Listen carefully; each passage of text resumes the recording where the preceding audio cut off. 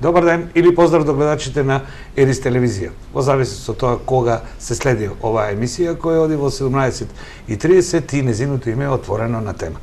Тоа е некој облик на политички магазин на телевизија Ерис или отворена програма во која што со вашите сугестии или некош отворена сојавување се обидуваме да иницираме теми кои се значајни за сите нас.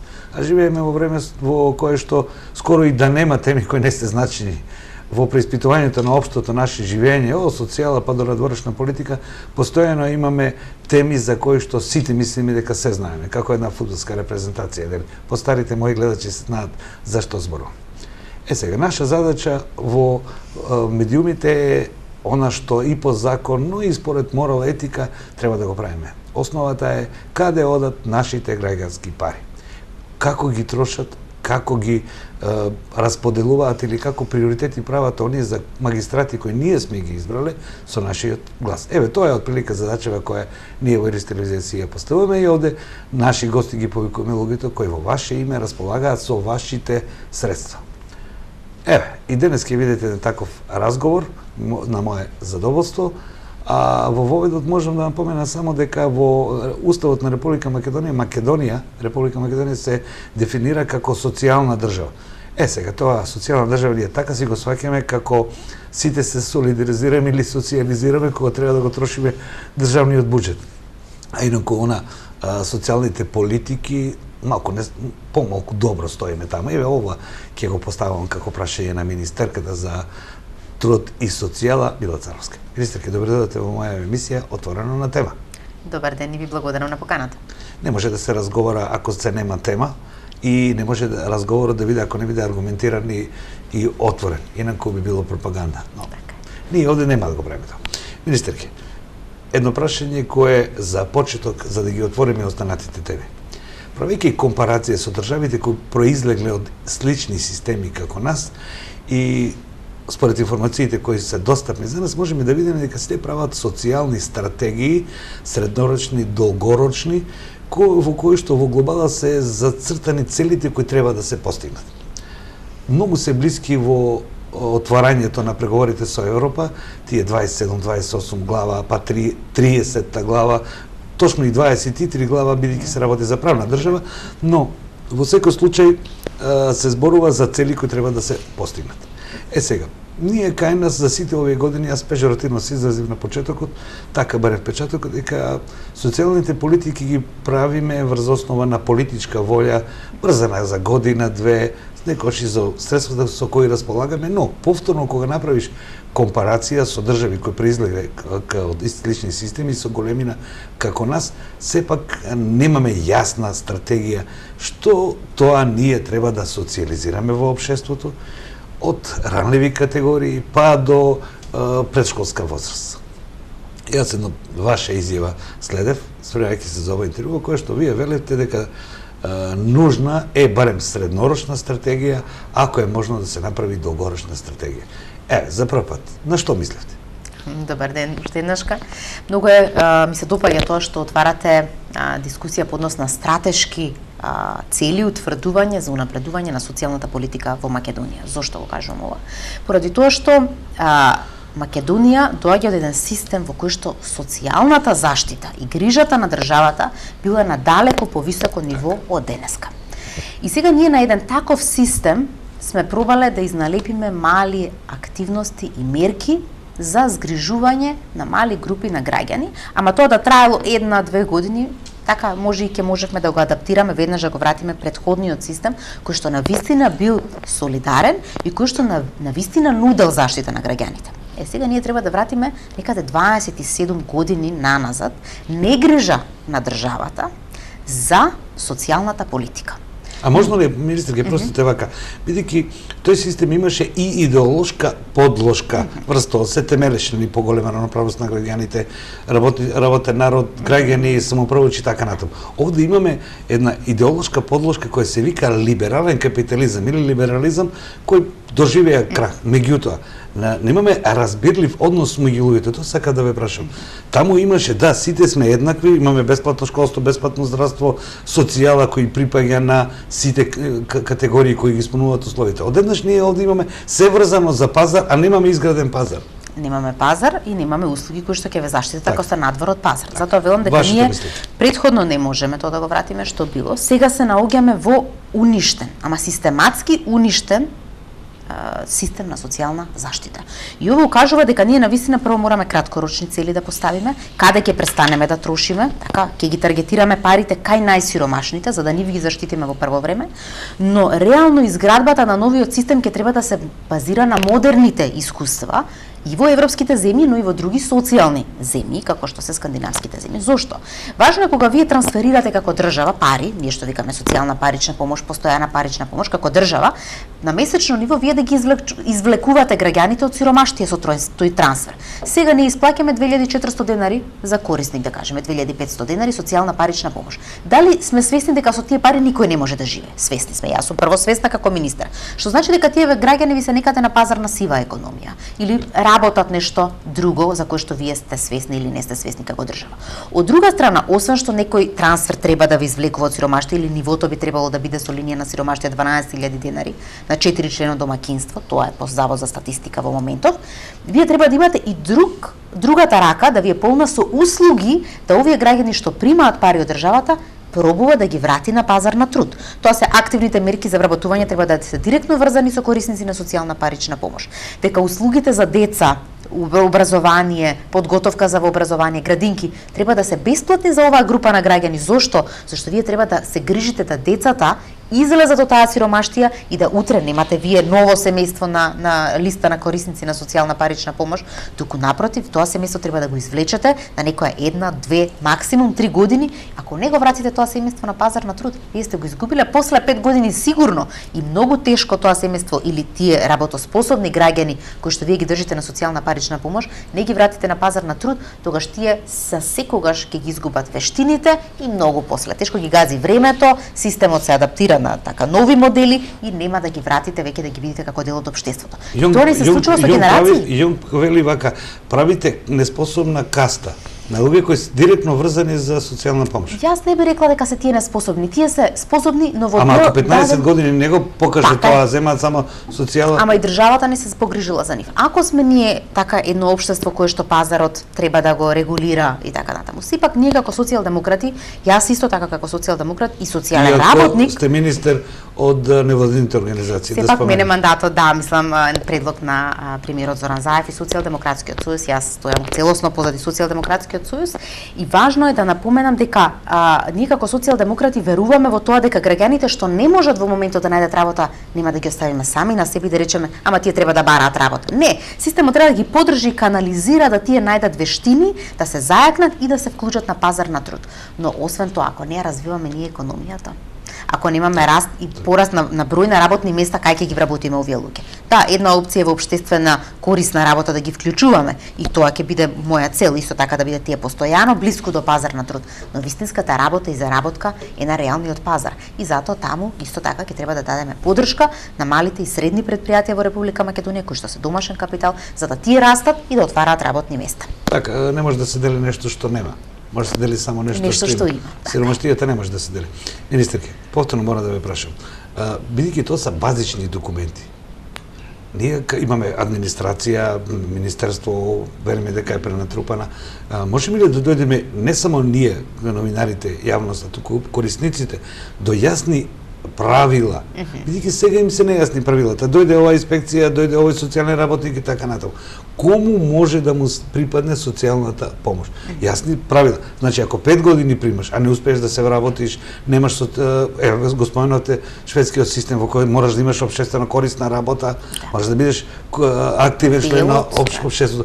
Сето тоа да биде јасен дел на еден документ во кој што според писменоста ќе се определуваат луѓе. Ние до сега имаме само добра волја и збир на закони. Ние имаме закон, има и подзаконски акти, правилата се чисто утврдени. Манипулацијата со граѓаните е неспорна од страна на центри за социјална работа, посебно злоупотреба во тек на тоа ми беше прашањето. Видете, јас тоа сакам да ви кажам, доколку има стратегија видлива, јасна стратегија, ќе се намали човечкиот фактор во злоупотребата во било кој цели сега, натаму органите нека се кажат. Еве, замолам. Ние сме во подготовка на брошури или листови кои што ќе треба центрите да ги залепат на своите врати, на своите огласни табли и ќе се дистрибуираат до граѓаните кои што користат социјална парична помош.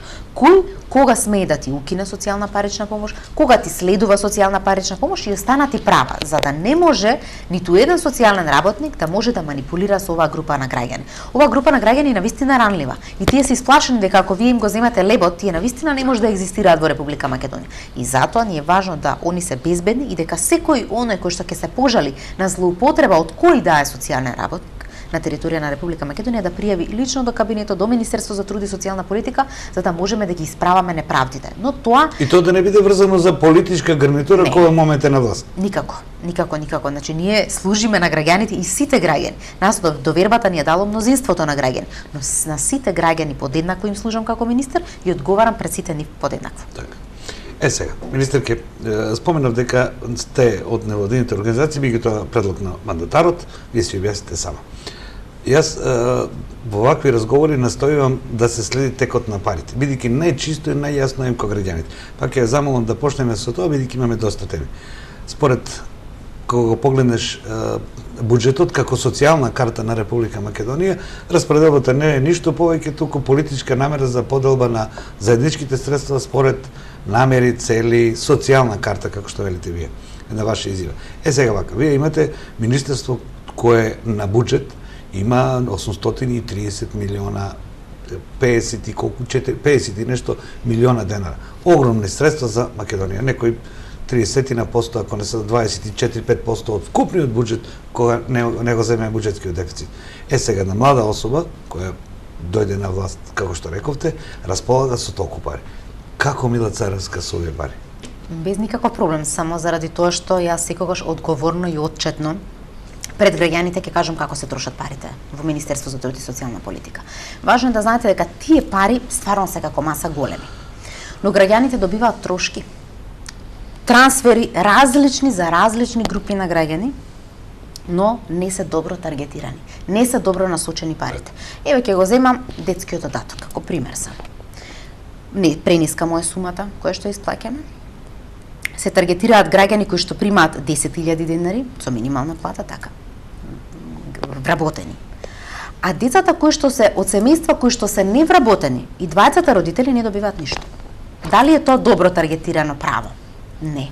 Јас сметам дека сите деца на територија на Република Македонија, чии што родители имаат ниски примања, треба да се поддржани во делот на образование, во делот на градинки, во делот на облека, во делот на книги. Зошто? За да може да ги вклучиме во општеството, да имаат еднаков старт. Тоа не е нас идејата. Но во Македонија тоа се пропусти кои што се заборавани. Има и други права кои што не се врзани со никаков цензус, да кажеме, материјален цензус. И сега имате семејство кое што е екстремно богато, ама само заради тоа што е самохрана, еден родител е кој што е евидентиран, добива одредено олеснување, добива одредена привилегија. Тоа се недобро таргетирани права. Јас сметам дека за сите треба да има поддршка. Самохраните, кои што се со високи примања, треба да имаат локални сервиси за поддршка. Некој да го земе детето од школа да го врати во школа, така да го однесе во школа. Во градинка исто, по пладневните часови да може родителот да обави други работи, како плаќање на сметки, завршување на некои семејни обврски, поради тоа што ја нема поддршката од вториот родител. Кога се двајца е полесно распределбата на обврските, но не може вие материјално да трансферирате пари кон тоа семејство, заради тоа што тоа семејство не се наоѓа во материјална неспособност или во материјална немоќ. На вистина целата таа ревизија ја правиме, ние сме во подготовка на закон за социјална заштита, кој што ќе биде целосно нов. Нема веќе лепеници, крпеници, додавање, одземање на членови. Не. Сосема нов закон со нови правила на игра. Парите се тука, парите од кај најсиромашните граѓани, така се зголемува приходот, но од друга страна и услуги, зашто услугите се многу важни. Вие добивате трансфер на пример за туѓа нега или некое семејство. И сега таа туѓа нега, како ја користите? Плаќате друго лице да стварно се грижи за ова болно лице? Не. Тие пари се користат за исхранување на семејството. Дали ќе биде подобро да вие добиете 24 часовна поддршка од трето лице платено од државата, да се грижи, да го изнесува лицето кое што е во немоќ, да го носи во болница и се останато, или подобро да добиете 4.500 денари? Секако е подобро 24 часа да некој се грижи, зашто тоа е идејата државата да понуди грижа и поддршка на лицето кое што е во немоќ. Ама тоа многу чини. помалку ќе чини државата отколку на 30.000 граѓани да им исплаќа туѓа нега, а при тоа не ја добиваат негата. Колку граѓани има? 30.000? Да, 33.000. Граѓани добиваат туѓа нега. Да. Но овде има и тоа психолошката компонента во која што свој на свој така натам. Но вие ќе си го цените тоа. Но Ако нема проблем, но да знаеме дека грижата е таму, тие прифаќаат да добијат пари и ќе добијат 4.500. А 24 часовната поддршка чини повеќе, Так. но во организација на државата ја чини помалку Но отколку тоа ќе значи исплатата на пари. потpuno нова институција која треба да се вработат луѓе кои ќе ги земаат тие пари, ќе бидат стручни, ќе имаат сертификат да ја пружат таа услуга. Тоа е застојот во развојот на системот на социјална заштита во Македонија. Ниедна држава која што е развиена не ги нуди во 100% услугите сама. Министерството е тука да акредитира, лиценцира и следи како се даваат услугите. Имате бизнис сектор, имате невладини организации, треба да се развијат социјални предпријатија кои што ќе го нудат ова, при тоа ќе вработуваат луѓе, но се тие пофлексибилни, полесно се адаптираат на потребите. Денеска обслужува возрастни лица, утре обслужуваат лица со пречки, но сепак и тие вработуваат други лица. И тоа е реалниот пазар, а не државата да има капанац се. Така, но интересна ви идејата да пообјасниме малку, бидејќи прв пат ја се слушнам. Вие сметате дека средствата кои ви се на располагање за одреден цел, зборуваме за нега, така, ќе ја понудите на компании кои ќе и донесат сертификат дека може да извршат таа услуга. А како тие внатре ќе се организирате нивна работа? Државата да трне капата од тоа, да не мора да прима шофер, не знам, останати работи, туку една фирма на која што вие ќе пренесете, на пример, одреден број на средства, надлежност според бројот на штитеници, толку пари ќе пренесете. Така е. И со тоа се јавува конкуренција. Во Штип може да се појават 3 социјални предпријатија, јас ќе ги земам тие како да кажам, најдобар пример затоа што вработуваат ранливи групи на граѓани. Па имате самохрани мајки кои што се невработени, се вработуваат во еден ваков центар за поддршка на стари лица. И во тој момент вие како државата велите, мене едно лице 24 часа или по час ми кошта толку. Утврдувам цена од 800 денари, така да кажеме, карикирам. Вие како предпријатие обслужувате 20 луѓе по 8 часа дневно и добивате пари толку и толку по час. Вие, вашата организација внатре. Зошто е ова добро? Прво ќе се створи конкуренција, повеќе ќе се пријават, ќе имаме подобар квалитет на услугата од една страна, од друга страна тие секогаш може да влечат дополнителни средства од грантови, од Европска комисија, од различни нови ниво и да го напредуваат сервисот. Дел да бидат финансирани од државата, дел од локалната самоуправа, дел од грантови и донатори кои што во Македонијата како постојат. Значи навистина тоа е развој, јас таму гледам, затоа што инаку државата ако треба да вработи и да отвара цело време таа центри, една држава не го Ќе поставува. биде подложно на волонтеризам и така натаму. Министерке, морам уште да се задржам на оваа идеја. Сметам дека и прв пат ја кажувате, до сега барем не сум ја слушнал. Вака сега. Останува оној дел на критериум на тоа кој треба да ги приме тие услуги. Кој ќе го задржи центарот за култура, на пример се појави X лице кој има потреба од нега. Социјална работа и сега и првостепена комисија се утврдува. Оценката ќе задржи државата. Да, секако. Дури и грижата за квалитетот и злоупотреба на пари, со тоа што во секој момент граѓаните може да си ги добијат парите. Истата, да речеме, цена како сега или зголемување на туѓата нега е потребна во Македонија и ние може да одлучи семејството дека ќе ги земе парите. Но верувајте ми, во светот се покажува дека ја бараат услугата, зашто навистина во Македонија е тешко да се грижите за лице што е неподвижно. Така, посебно ако немаш стручност за тоа, може да направиш или ако се вработени лицата, ако се двајцата возрастни, да кажеме, вработени и мајка, татко се останати неподвижни, добиваат. Кога може да очекуваме овој проект така да? Дури после една година, кога ќе го имаме кристално јасен новиот закон за социјална заштита, поради тоа што ова е реформа што мора да оди чекор по чекор. Многу е страшно да направиме ние драстични промени па да имаме неуспех на системот. Важно да си одиме чекор по чекор, исто како во светот, со долгорочен план и да одиме унапредување на висината на парите што ги добиваат граѓаните, но од друга страна и развој на услугите и квалитетот на услугите. И ќе видите дека граѓаните многу посреќни ќе бидат од тоа да примат еднашка во месецот трансфер и да државата ги заборави за секогаш. Така. Сега веќе едно на друго драматуршки разговорот ни оди според таргет групите. Одиме нестрикни луѓе кои поради здравствени причини, никои други причини мора да примат помош. Меѓутоа, кога веќе зборуваме за стратегии среднорочни, долгорочни, па да се научиме како функционира тоа, нели? Со најстарите луѓе, отворањето на центрите, геронтолошки центри кои веќе кај нас малку заживеа, па некако не знам, барем немам јасни информации, е постојан дел од грижата на државата и на локалната самоуправа за своите граѓани. Па се зема едно малечко градче, да кажеме, од една држава која помага еден геронтолошки центар кај што се сместуваат со своја волја и волја на семејството на старите луѓе. Како ова ќе го разрешите? Сега за сега постои како законски нацрт, меѓутоа едно место во Скопје, мислам, во едно во Куманово. Мислите на старските домови? Така е. Да, и геронтолошки центри имаме многу малку и навистина тоа е потреба, но тоа е делот кој што треба да се развие заедно со Министерство за здравство. Поради тоа што тие кои што се неподвижни, кои што се тешко болни, тие мора да се бидат и со здравствена заштита и грижа. Оние што се старски домови, тие се децентрализирани. Со децентрализацијата општините имаат надлежност на нив, а ние преку блок дотации префрлуваме средства за развој. Но општините, ако имаат потреба, навистина треба да изразат волја за инвестирање. Зашто едно е државата да инвестира самостојно, но друго е кога двајца партнери, свесни за потребата на развој на старски домови, ќе може да инвестираат. Но јас би сакала да напоменам и друга форма која што во светот си е позната, а и во Македонија гледам има некои зачетоци или никоци. Тоа е грижа за старите лица во домашни услови. Значи старото лице е дома во домашни услови, вие плаќате агенција. Како се нарекуваше тоа законски семејства, заборав терминологија. Мислите на згрижувачките, тие не се за деца. Добро. Не, ова ни се за старите лица си остануваат во сопствениот дом каде што живеели, каде што тие се емотивно врзани како стари лица, а добивате помош и поддршка од државата или од локалната самоуправа. Во општина Центар го имаме тоа како пример. Се плаќа Сдружение на граѓани кое што си добива финансиски средства од општината да обслужува стари лица кои што немаат пари да си платат старски дом или немаат доволно пари да си платат неговател во домашни услови. Општината ги помага овие граѓани. Овие лица купуваат работи за нив, им чистат дома, ќе им сготват нешто, ќе ги наранат, ќе ги прошетаат надвор во паркот да кажеме или ќе ги однесат во болница, во театар, во кино, зависно каква потреба имаат. И овие форми во светот се многу попознати заради тоа што се многу похумани. Секако дека во Македонија има и приватни старски домови. Оние кои што може да си платат и сакаат да одат и треба да го користат тоа како услуга.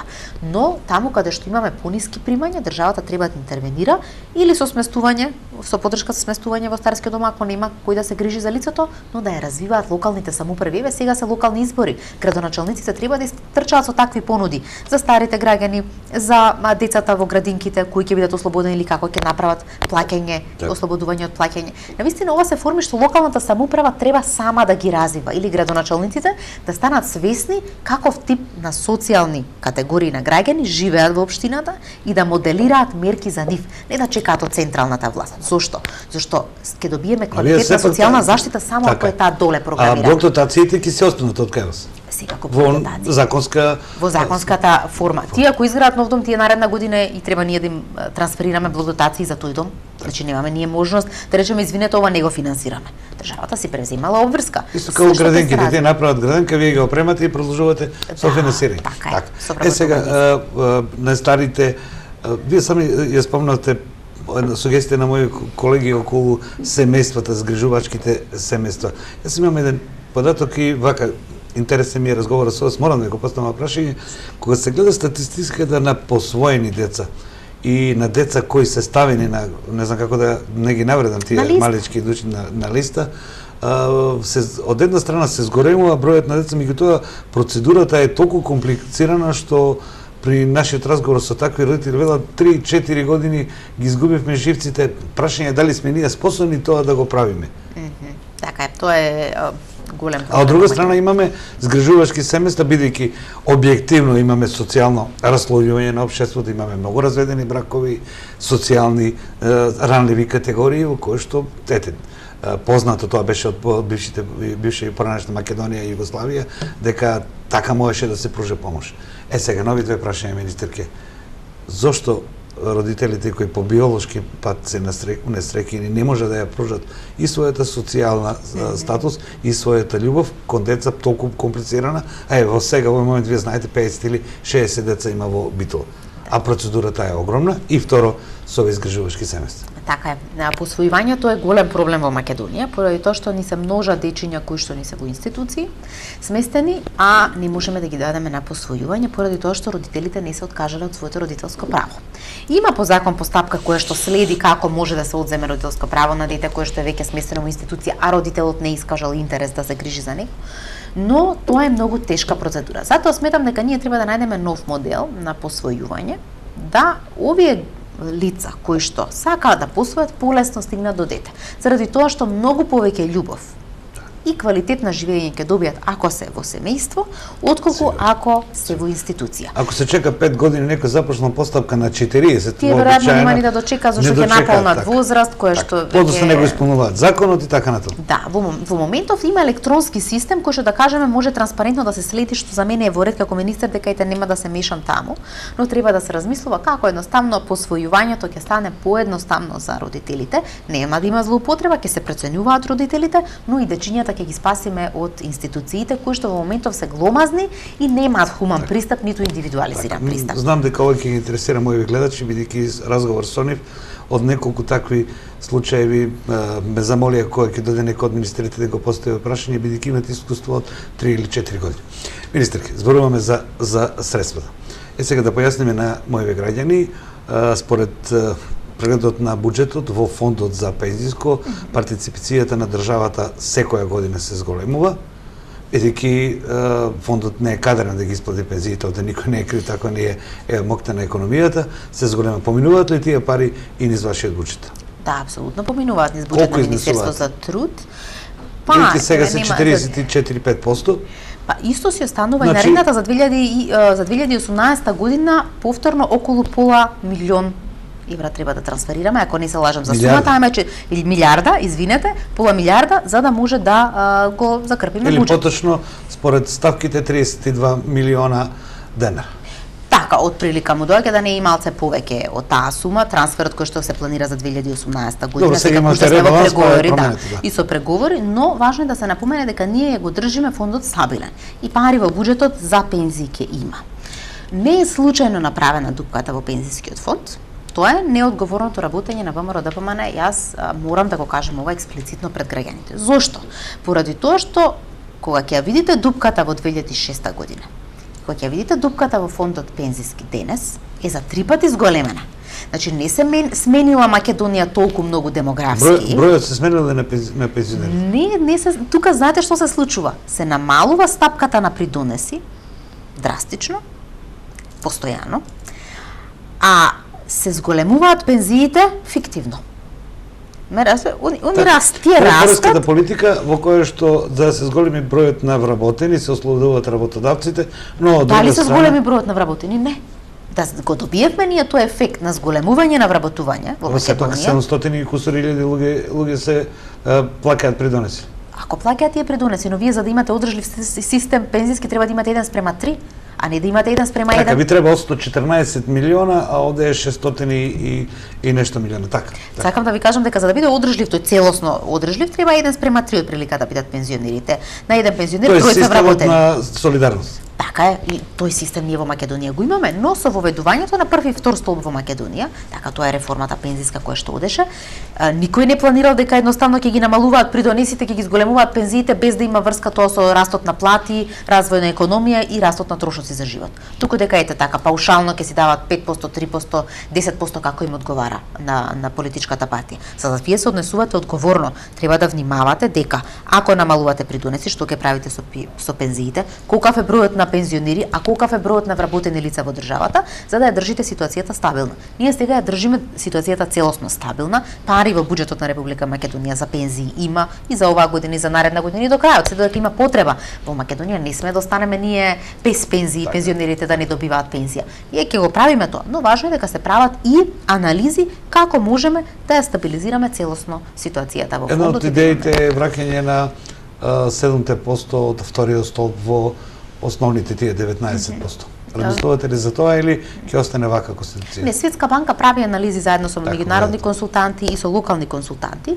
Дискусија по односно ова прашање има. Еден од предлога е да се врати тоа. 3 предлога има, сепак конечно и локалните експерти со финансиските анализи Министерство за финансии и Влада на Република Македонија ќе донесат некакви си одлуки со тоа што тоа ќе биде јавно и широко дискутирано. Така, од повторно ќе има разговор бидејќи од тој фонд се очекуваше дивиденда која што ќе биде на партиципиентите, така ќе зборуваме за тоа, ќе биде малку комплицирано тоа. Ќе има, но таа реформа нема да биде сега утре. Сега. Кога веќе констатиравме дека од буџетот се надополнува фондот за пензии на нашиве граѓани кои го заслужиле тоа. Така си уплаќале придонеси луѓето. Така натаму. Сега, политичките елити водат политика на пензии, покачување со закон и усогласување со со Трошоци на стандардот живот во и кој е плати. 50% е од покачување на платите, другото е од зголемување на стандард. И тоа 2 пати годишно беше по закон. Така Еве си. сега имате вие ваша вистина, има вистина другата страна. Моја е само да им дозволам сите да ја кажат нивната вистина. Така Како е. се случи тоа да кај нашиве сограѓани пензионери се измеша покачување со ускладување? Па, манипулацијата која што ја прави изминатите години со оваа група на граѓани е страшна. Јас можам еве само експлицитно 2016 година да ја објаснам пред граѓаните кои што ја следат вашата телевизија. Во 2016 година ВМРО ДПМН ги укинува двата члена од закон од кои што утврдуваат дека се усогласуваат пензиите во Република Македонија согласно трошоци на живот и раст на плати. Ги укинуваат или Да, веруваат? на собрание. Не. Со законска измена права дека тоа не важи, а дека ние ќе дадеме 5%. Тоа го прават некаде во јули и велат од септември ќе почне покачувањето. Така, значи граѓаните ќе добијат октомври, ноември две исплати од 630 денари, но утврдуваат дека немаат финансиски средства за истото. Дури мислам дека воопшто немаат ни пари во 2016 година ни за покачување, Не, ние ни за немаме пари, усогласување. тие се политичка елита. Да, тие се, но во моментот нема пари буџетот. Ниту предвиделе пари за едното, ниту предвиделе пари за другото. Е сега утврдуваат дека избори ќе бидат во декември, па прават нова измена и велат покачувањето од 5% ќе биде во ноември. Точно манипулација пред избори со огромна група на граѓани. И велат да, еве ви во ноември со декемвриска исплата, точно пред изборите што ќе дојде, 630 денари, линеарно на вкупната маса на пари. А пред тоа граѓаните ретроактивно не добиле ни денар за цела 2016 година. Министерки, да се обидам за Ако. значи вака, во март месец требало да биде покачено за износот Да кој ќе речеме го пресмета 1%. статистика. Така е, да. Тоа не било. Не се случило. Во октомври Во, да речеме, тоа јуни треба да се пресмета, со октомвриска исплата додека да излезат статистичките податоци, исто требало да има дополнително покачување согласно трошоци на живот и раст. но се добило 5%, тоест 600 и кусур денари како покачување. Можно ли Во ноември месец. Во ноември, а можно ли овде да било разлика помеѓу на пример 1,2 и 2% од секоја пензија, се да не пресметуваме тука, а овде добија така да речеме еден убав гест од 600 денари. Тие добиле само една исплата од 630 денари во 2016, а ако биле усогласени пензиите за цела 2016, они ќе добиеле околу 2000 денари. Така да граѓаните искупиле. Сега, да помине 2017. Да. 2017 година ние начекуваме, значи во јуни месец, дека Чекај, се просто да ушедеш. Јануар, февруар, март до средината на годината. Така. Ги добивале вие 650 денари? тие си влегуваат во основица. Така. Исто како и овие пари со усогласувањето за Добро. пензии што си влегуваат во основицата. Тука нема дилема дека внегуваат и овие пари со усогласувањето во основица во Република Македонија. Е сега, во 2017 година усогласувањето си останува во закон, но тие во буџетот за 2017 не предвиделе пари ни за покачување, ни за усогласување на пензии. Во март се прави усогласување од нивна страна, но кога доаѓаме ние во јуни, во буџетот нема веќе пари ни за исплата на пензии. Па со ребалансот, во март донесено усогласување. Па, А исплатено согласно ли е во закон. април? Исплатено си е. Значи Во предвиделе исплатено си. одредени средства.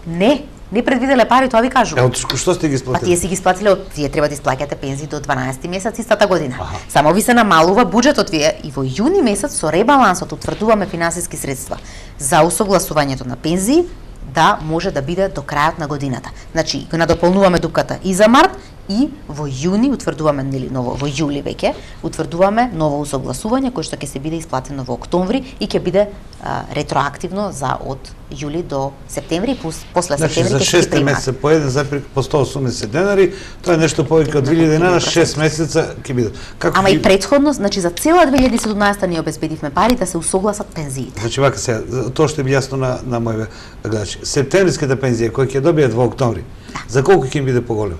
За 3 месеци ретроактивно ќе добијат Значи тоа е по 180 денари, Отприлика, ќе добијат 300, 550 и плюс до денари. крајот на годината ќе си добиваат секој месец тоа што им следи со усогласување. Значи граѓаните да не бидат манипулирани. Најлесно е вие линеарно на вкупната маса на пари покачате 5% и дајте 630 денари и сте ја завршиле работата. Не. Не, популарно е. Па заради тоа што е манипулативно прикажано. Вие си имате закон заради тоа што не е добра волја на министерот за труд и социјална политика или премиерот на Република Македонија да ги усогласува пензиите. Тоа е законска обврска.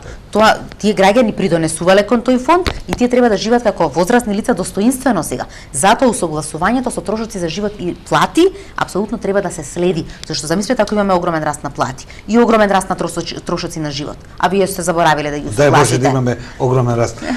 Од режијата ми евоат ќе ми простите за правилата и овде се врзани за време, велат дека мораме да направиме пауза за ЕПП. Да. Режија, мала пауза па се враќаме веднаш. И се враќаме повторно мојот разговор со министерката Мила Царовска.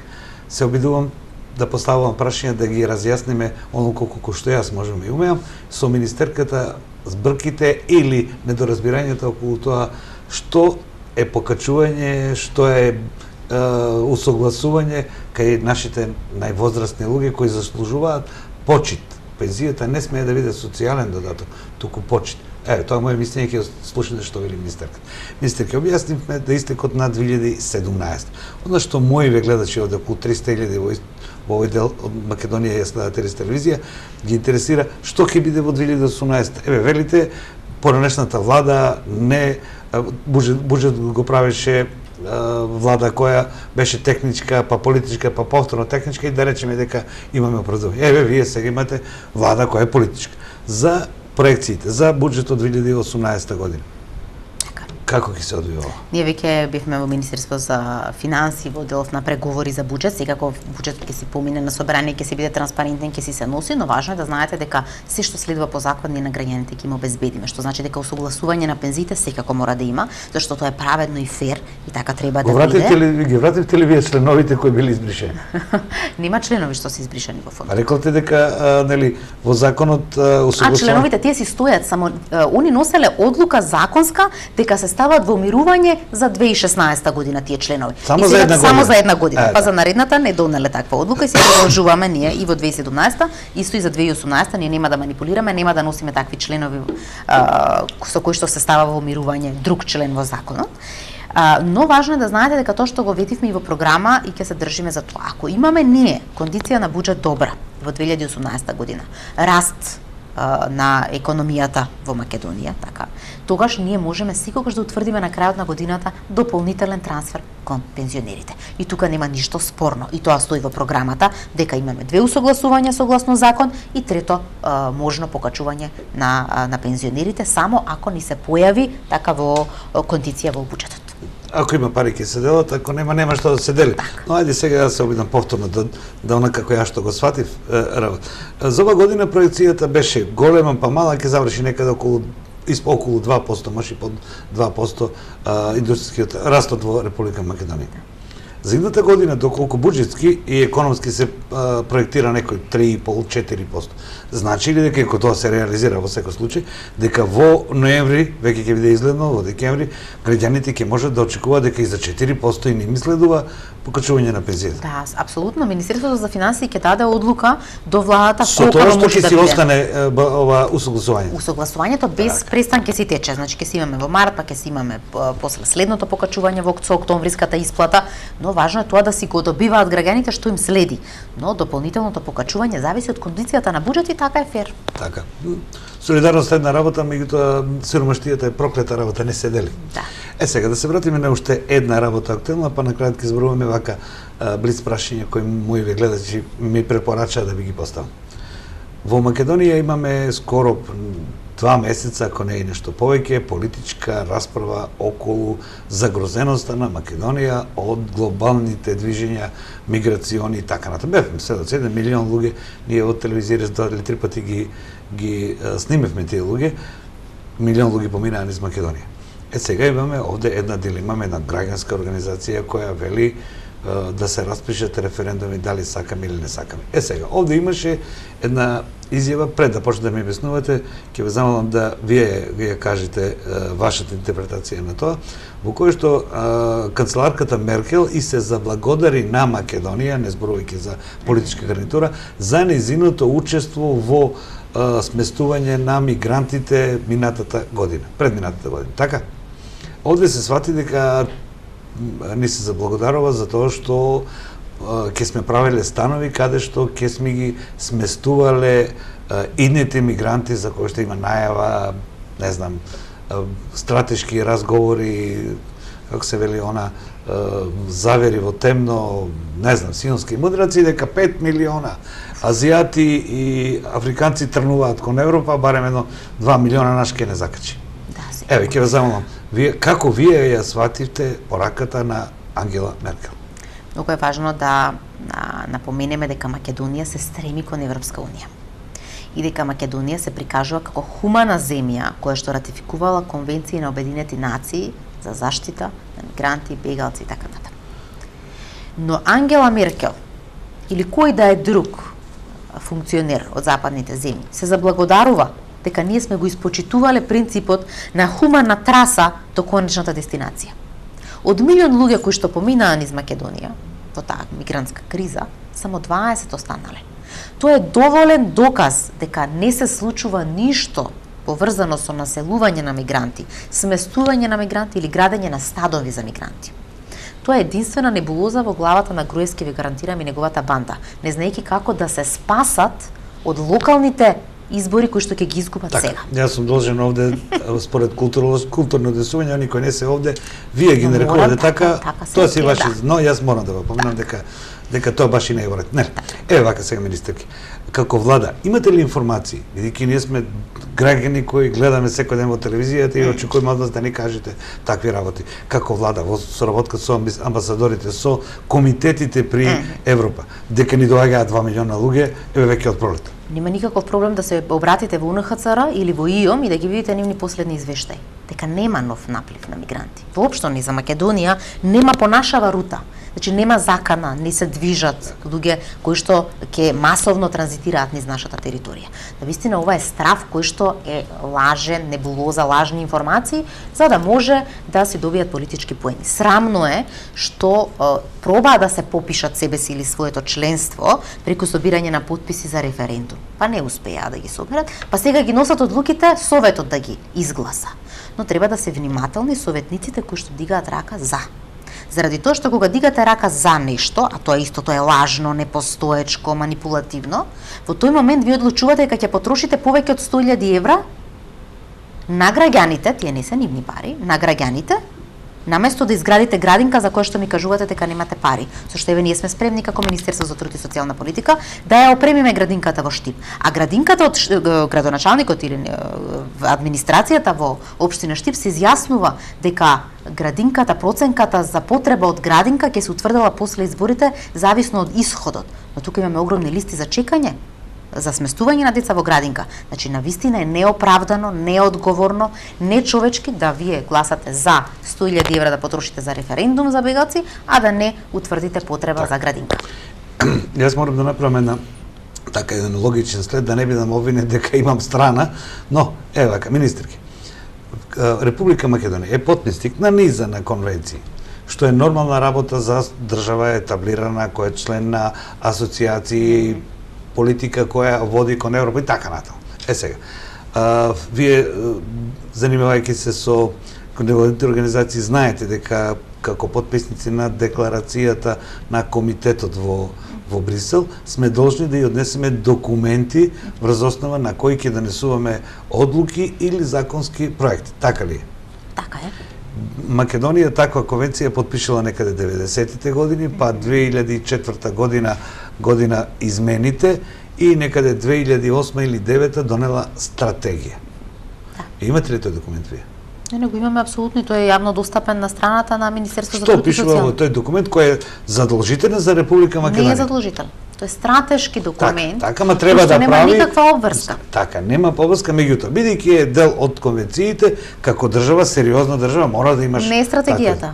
ВМРО ДПМН во 2007, во 2009, сето тоа што е во конвенциите за сместување на бегалци со регулиран статус во Република Македонија, што е различно од мигранти, дека треба да обезбеди хуман престој, домување, образование и така натаму. Тоа се закони кои што се донесени во време на ВМРО ДПМН согласно конвенција. Не ве обврзува вас стратегијата ништо и не стратегија не е обврзувачки документ. Но законите си си стоја дека вие здравствено осигурување треба да му обезбедите на тоа лице, образование треба да му обезбедите. Сега, според позитивните законски норми на Република Македонија, оние кои ќе бараат азил во Република Македонија, сме должни да им ги кога ќе го им дадеме азил, сме регулираме присуство, сме должни да им пружиме услови како и на сите други граѓани кај нас. Така е. И ова не се однесува на мигрантите. Да не заборавиме, дека нема никаква врска со мигранти во Македонија, нема станови, нема кампови, нема ништо, ништо се гради, ништо се прави. Образована, должни сме децата на родители на кои не им решен статус да им пружиме образовен процес, така? Не. Значи, тие што не им е регулиран статусот, немаме врска никаква. Значи, добро. Сега, вие донесувате нов документ со 5 годишна трајање, ако не се лажам, во кое што... Не донесуваме. Тоа е драв документ, кој што јас го наследувам и го пуштам во јавно за дискусија. Кој го состави тој драв документ? ВМРО ДПМН.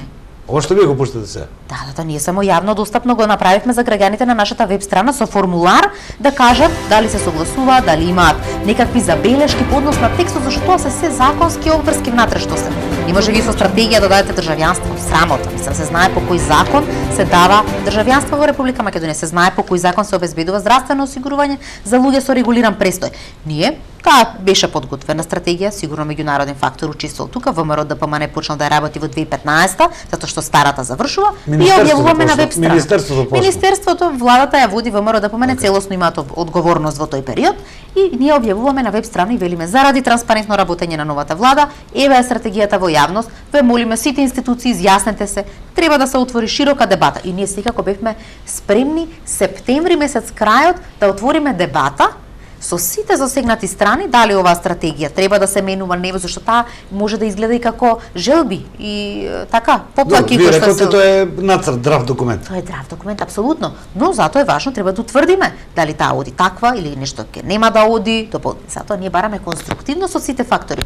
Но ВМРО ДПМН си го видува тоа како можност и проба да ги манипулираат граѓаните. Но треба да се свесни дека тоа не им поминува. Да им поминуваше ќе имаше потписи за референдум, а тоа го немаат. Еве сега не ги следам работите, знам ги одлуките на Совет. Но, министерке, сепак барем во јавноста, пред камерите се изнесоа документи во кои што точно и локации се кажува. Нека ги покажа да ги видам, јас не ги видов. Ти вака имате ли издадено тако документ? Ама тоа вие не може да го правите, тоа го прави Министерството транспорт и врски. Подразно такво нешто не постои. Единствено што ни се случува е дека во време на владење на ВМРО ДПМН на општина Сарај насилно им одземаат парцела за градење на социјални станови за бегалци. Тоа се Тоа не се овие луѓе за кои што зборуваме, туку буквално бегалци. Да, тие се бегалци. Па воопшто Македонија нема ништо поврзано со мигранти. Значи единствена обврска има за бегалци со регулиран статус, а такви немаме како закана во моментот. 20, колку реков? 20 луѓе, да. Сега. Кои што можеби нема да останат тука. Ова се надевам дека убаво ќе го објасниме, бидејќи се работи за моиве сограѓани од Источна Македонија кои со право, онака како што се известени, се стравуваат дека непознати лица ќе дојдат и овде зборува за големи бројки, министерке, 5000, 6000, 1500 станови и така натаму. Сега дезинформацијата на граѓаните или информацијата, вие ќе кажете, е работа која има последица. Вистината е ваша. Кажете, што тоа е вистина? Ништо тоа не е вистина. Дека ќе се населат мигранти во општина Штип или Источна Македонија. Така 5000 слушам. Ниту има мигранти во Македонија кои што треба да се населат, ниту владата гради станови, ниту се планираат кампови, ниту се предвидени средства за инвестиции. Ако еден од нив докаже дека е тоа така, ве молам да ја објави документ со кој јас се обраќам до општината да даде некаква согласност за нешто. Јас ви кажувам дека единствено Спиро Ристовски во нивно време се обраќа до општина Старај го одбива и на крај владата донесува одлука за одземање на надлежност на таа парцела. Друго ништо не се случува, апсолутно никакви станови, никакви кампови, никакви мигранти не се случуваат во Македонија. Добро, вие сте министерка, навлегуваме во еден друг простор во кој што нам, барем на граѓаните, ние веќе прекуглава од тоа дека политичките партии сметат дека се им е дозволено во кампања, еднаш тоа ќе мора да заврши со кривични пријави, со пресуди, за да се свати дека кампања е па се е дозволено, никаде на светот не е дозволено. Последиците од кампања не е само неизбор, туку и лични навреди, така натаму, но тоа да го оставим. Јас само како дигресија мала, бидејќи невкусност за разговорот е за атмосферата во која што живееме. Министерке, неколку близ прашања, 30 и неколку минути разговараме. Граѓаните од Штип, кои се инволвирани, знаете, во граѓанската Сдружение за деца со попречен развој, кампуваа во Скопје, разговараа со вас, имаа изјави и така натаму. На што може да се надеват? Законската измена која што вчера во комисија веќе но не, која што веќе ја презентира вчера. Значи ние имаме унапредување на правата на лицата со попреченост во два закони кои што веќе ги дадовме во Собранието на Република Македонија. Тие вчера поминаа на комисија, дури имаше позитивен одзив од сите во Собранието, дека е важно да правата не бидат прекинати. Тука е дека барањето за посебен додаток ќе се продолжува преку системот за социјална заштита, без да треба да се обновуваат документи за трајни дијагнози. Тука е дека цензусот за туѓа нега мобилно слепило се укинува, дека конзилијарното мислење кое што требаше да го добијат и да го платат граѓаните за остварување на право на туѓа нега, нема да веќе треба да го прават тоа, туку првостепената комисија ќе ги посетува дома, дека го зголемуваме можноста на родители на лица со пречки, наместо да користат скратено работно време, на доместок за скратено работно време до 26 години, да може да го продолжат истото и по 26-та година на овие дечиња. Така да сметам дека ова се барањата, дел од барањата на 512 и тоа кој што го побарале од нас ние го остваруваме. Така, статистиката е работа на податоци, нели? Во која што такви деца во Македонија, за жал, велам, се зголемува со некоја дури неприфатлива прогресија која ги видите 20, 40, 100, а тоа удира и врз психолошкиот интегритет на родителите, не и социјалниот статус и социјалната карта на државата. Сметате ли дека е време да се осмисли една целокупна стратегија за тоа, бидејќи со оваа појава не сме се судрувале пред 15-20 години. Вие рековте една идеја, ако не се лажам, дека преку центрите, за кои што рековте дека треба да бидат приватни во соработка со компании, да бидат со кои што имаат сертификат за тоа. Го размислувате ли тоа дека и на овие луѓе може така да им се помогне? Како зборувавме за нега? Не, апсолутно, заради тоа што тие лица треба да се најде начин како ќе живеат со поддршка во општеството.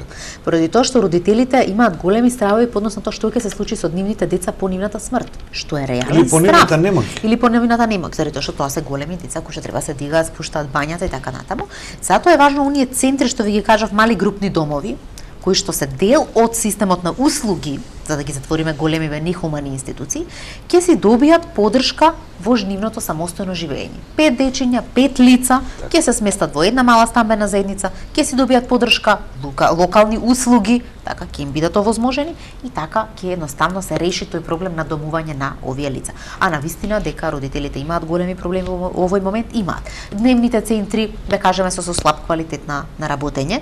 Имаме еден центар за аутизам во Штипеве. Сега затоа и родителите во суштина преку Сдружение на граѓани ние ги финансираме да бидат дел од овој центар. Зошто? Поради тоа што тие што го чувствуваат проблемот, секој ден живеат со проблемот, тие навистина можат и да најдат подобри решенија за надминување на работата во центарот за аутизам. Иако ваквите теми не се приемчиви толку како голата политика, но јас се надевам дека во иднина и пред било кои други избори, ова ќе бидат круцијалните теми за кои што ќе разговараме, овај средства да бидат, дај Боже, 2 милиарди, не 800 милиона евра, и да разговараме за сет на мерки со кои што како држава и како народ ќе се представиме во современо светло. Значи да им помогнеме на оние кои што најмногу им треба. Ние да не разговараме за политички манипулации, но тоа е времето сега како што е.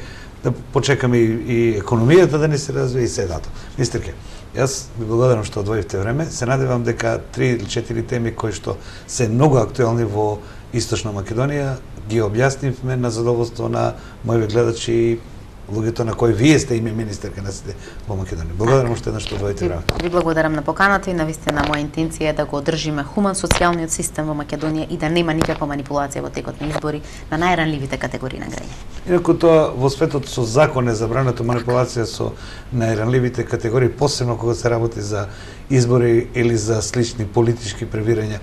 Знаете и вие дека во Шведска се оди до 10 години затвор ако се фалсификува или волјата на заштитено лице се стави во правен процес или во противправна корист. Се оди таму многу ригорозен закон.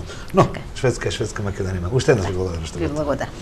Поштовани гледачи, ова беше мојот разговор со министерката за труд и социјала. Се обидов сите овие теми да ги ставам, а ќе го задржам моето сеќавање заедно со оваа снимка, за да оваа министерка или некој кој ќе биде на истото место во македонското Министерство на Република Македонија, ќе можеме да му поставиме овие прашања. Докаде стигнавте со решението за овие ранливи социјални групи, докаде со нашиве пензионери и каква ќе биде сликата на Македонија како општество кое што мора да понуди социјална сигурност на сите негови граѓани.